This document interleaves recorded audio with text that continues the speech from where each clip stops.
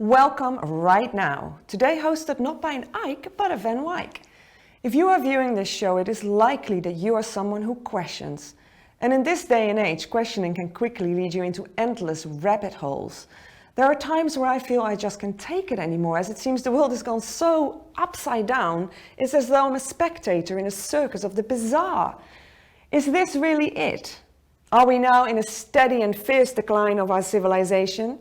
Or is there perhaps another movement that is flowing parallel to it? A movement of awake people that are consciously using their creative powers to build a world that we can thrive in. Just because the mainstream media doesn't highlight these heroes doesn't mean they're not there. Quite the opposite. This is why we, Iconic Media, are here. Power to the people is our motto. This episode of Right Now is therefore about the solution. What are people doing to counteract this mass delusion? I'm speaking to a lawyer and a medical doctor in New Zealand. Sue Gray has been involved in some of New Zealand's leading public rights and environmental challenges, one of which even resulted in the forced resignation of a former Supreme Court judge. She's been challenging the New Zealand government over COVID-related decisions since early last year. Last week she filed an urgent application for declarations in the High Court, challenging the rollout of the Pfizer mRNA vaccine. Robin Kelly is one of 30 Kiwi physicians who signed an open letter to express concerns about the effects of lockdowns and the lack of definite proof they are effective. He's an advocate of informed consent when it comes to vaccinations. A milestone day in New Zealand's fight against COVID-19. 25 specialist nurses receiving the very first vaccinations here. Now, as with any medicine, allergic reactions are possible. Current evidence suggests a rare risk of a severe allergic reaction with this vaccine, about 5 per million. What we have here is, I think they're called provisional vaccinators or temporary vaccinators who have no medical qualifications, rolling out an experimental mRNA vaccine that has only provisional consent for a limited number of people. There is a lot more to this, a lot more safety questions, a lot more freedom and democracy questions than we're being told. Okay, first to you, Sue. Thank you for coming online with us, because I can imagine you're pretty busy right now. Yeah, it's been a huge couple of weeks. Oh, I can imagine. So can you briefly explain what exactly did you take the New Zealand government to court for? Okay, so we filed in the High Court asking for urgent orders that the government's vaccine approval is unlawful. And the reason it's unlawful is because it's been given a provisional consent, which can only be given for the restricted treatment of a limited number of people. But then the government has given a vaccination rollout plan, which basically is vaccinating the entire population of New Zealand who are aged 16 years and over. So we're saying that the entire population cannot be the treatment of a limited number of people. That's the first part. And the second part is we're saying the government has engaged in misleading and deceptive conduct because they're claiming the vaccine is safe and effective, and it's got approval from MedSafe, our medicines approval body. And we're saying, well, actually, if you look at the fine print, the information is that it's not safe and effective, and it has only got provisional approval, not full approval. So that's really the crux of it. And are you doing this on your own, or do you have a group to back you up? Yeah, no, we've got a really good group now that's come together, and the group started out very small, but it's rapidly growing.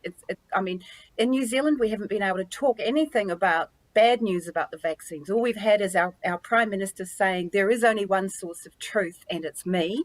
And anybody who's tried to say anything else has been just completely closed down by all of our mainstream media. The government paid our media $25 million prior to our election and offered them another, I think it might have been $50 million, and offered them another $75 million if they were elected for the next 3 years. So the mainstream media has been almost wholly supportive of the government and not willing to cover any other possibilities than what the government's been saying. So people have been getting really frustrated at not being able to share information and getting closed down even by Facebook and YouTube and that sort of thing. So now that we've actually got a platform that we can talk about these things, people are just coming together in large numbers. It's really exciting. It is exciting, especially because New Zealand is kind of known for its activism, you know, like women's rights. And do you feel that what you're doing could actually make change?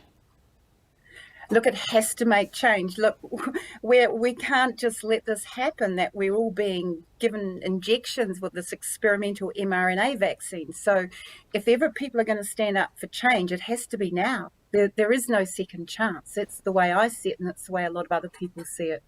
So, you know, this is a great opportunity that's given people a focus to, because people just didn't know what to do. They were sitting at home afraid. But now they've actually got something that they can support and get out and do. Absolutely, absolutely. So you're saying the government paid the mainstream media. Now, what is in it for this government to have its population vaccinated? I mean, there has to be some kind of incentive. Yeah, look, it's a really good question, because officially in New Zealand there is no COVID. Our government claims that COVID is eliminated. So there's no logic whatsoever of using us as their part of their experiment.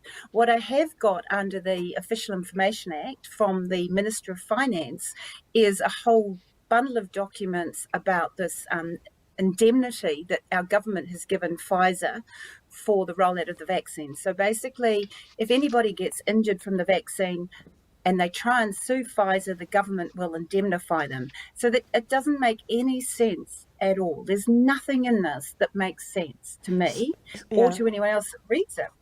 So what you're doing is actually you're putting yourself out there a little bit, really. You know, I mean, it's very brave.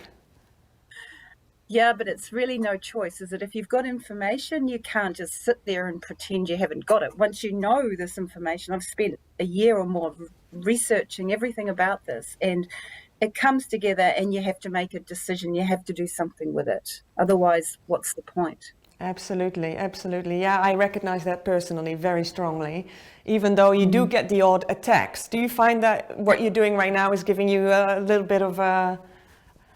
Yeah, look, people say, you know, you need a bodyguard, and people say, you know, a few people say really horrible things on social media, but actually people are scared, you know, they don't know any better. They've been brainwashed by this one version of truth. The Prime Minister herself admitted it was a propaganda campaign by the government to basically get people to line up. They've introduced a no jab, no job policy for our frontline workers. Our military people are being fired if they don't have this experimental vaccine. I mean, the situation is absolutely dire. So we have a choice of standing up and doing something or just rolling over. For me, there's really no choice there. Absolutely. Well, I'm going to ask a question to Robin. Robin, you're a medical doctor. From what I understood, this morning in the New Zealand Herald, there is a vaccine expert from Auckland University who has said, what are you guys doing? This is crazy. You're blocking the rollout of this vaccine. It's proven to be safe. More than 1 billion people have been vaccinated. And yet, how can they say that it's safe when obviously here in Europe, we've seen so many people with problems after getting vaccinated? Why would she say it's safe? Yeah, it's very, very confusing. Hi, I'm sort of a doctor who has to report to people coming to see me, and they're actually booking in for half an hour to discuss this. So it's very important I do my homework. Back in February, we were told by MedSafe, which is the attached to our government and actually there to make sure that medicines are safe, came out and saying that it was only provisionally approved, and that in fact there were 58 reasons why they had to wait till full approval. That wouldn't happen until the end of July. They also said it was only really to be given to a small number, selected number of New Zealanders, and they haven't changed that stance. And then a few days later, the news is full of that everybody has to have this vaccine. So you've got this wonderful cognitive dissonance where you've got a vaccine hesitant department like MedSafe, who we follow as doctors. I'm doing tests. I'm a frontline tester, but I'm also listening individually to people's concerns and making sure they are safe. That's my job. And the job of a doctor is to work out whether any intervention is going to be safer than not intervening. So therefore, is the cure going to be better than the problem? That is my job, and it has been my job for 40 years. So I'm doing the same. I'm really saying, look, I haven't got enough information to say this is safe in the medium term and the long term, irrespective of all the studies, all the reports coming in. My concern is what's going to happen a year or 2 years down the line. This is exactly and nobody knows. Yeah. Absolutely nobody knows. This is exactly the point. They're saying it's safe based on a very short testing phase. I know that mRNA has been tested on animals before, but not on humans. Is that correct? Well, it's been tested in a short number of years, but not on people for a long time. They haven't been studied for a long time. In fact, that study is going on and won't be finished to 2023. So at the moment, we're actually having to report the problems so that they go into a database. Now, I deal with many people with very chronic illness, and therefore I want to make sure that nothing they're exposed to is going to trigger more serious illness.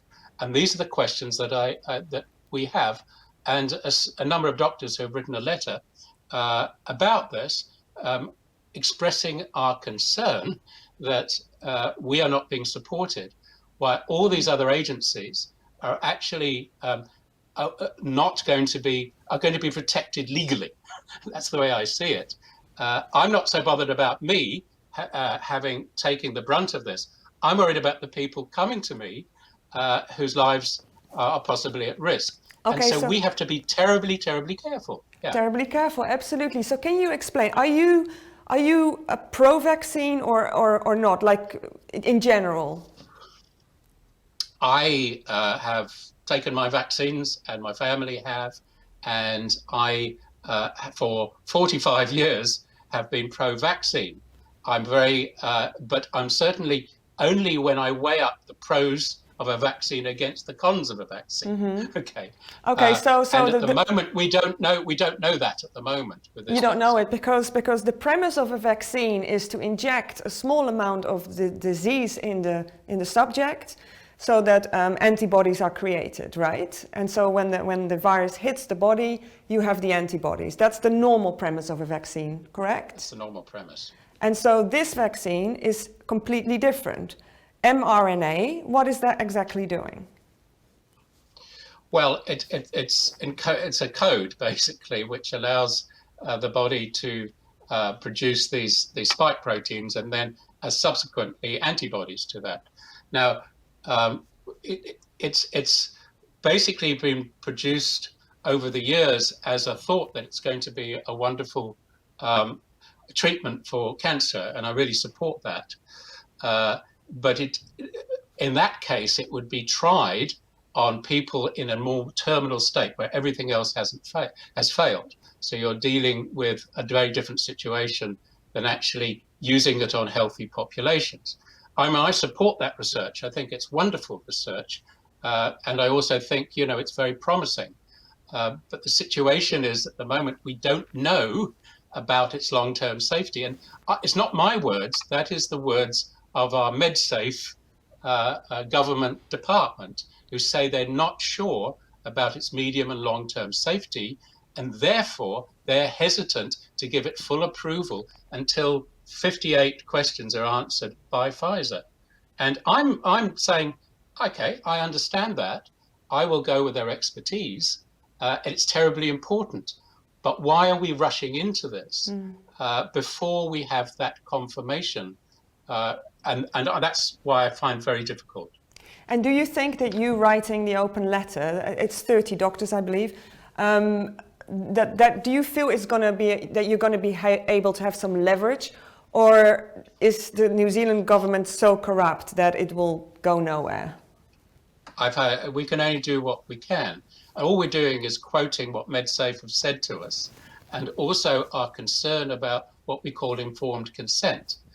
Because if somebody comes to me for a prescription drug, I are both legally bound, but also moral and ethically bound to make sure that it is safe and that the person has fully understood what I've said. If the person after half an hour or so of discussion says, yes, I want that vaccine because I feel there's a bigger risk of not taking it, and they've got all that information, absolutely they can have it. But otherwise, I wonder about this. I think that if they say, well, look, I'm not so sure, MedSafe isn't backing it, therefore these specialists that I'm hearing on the TV don't seem to be agreeing with either you or maybe a lot of other doctors. Maybe the safest thing is for me to wait and see. And that is, and I would say, well, yes, I think that carries a lot of common sense. Absolutely. Thank you so much, Robin. Sue, your court case is on the 12th of May, correct? Yes, it is 12th of May. Okay. Well, I'm very, very excited about this one, and I'm sending you really good vibes. Thank you. From Europe. That's great. We need all the help we can get. It's a big project taking on the government and the might of Crown Law, but we've got an amazing team. And the most exciting thing is we're mostly just using the government's own documents against them in this case, because they're choosing headlines that actually are inconsistent with what their own documents say. So hopefully the court will agree with us. Excellent. Go get them, Sue. Thank you. Take care. Thank you. Bye-bye. To continue watching this episode of Right Now, please click on to iconic.com.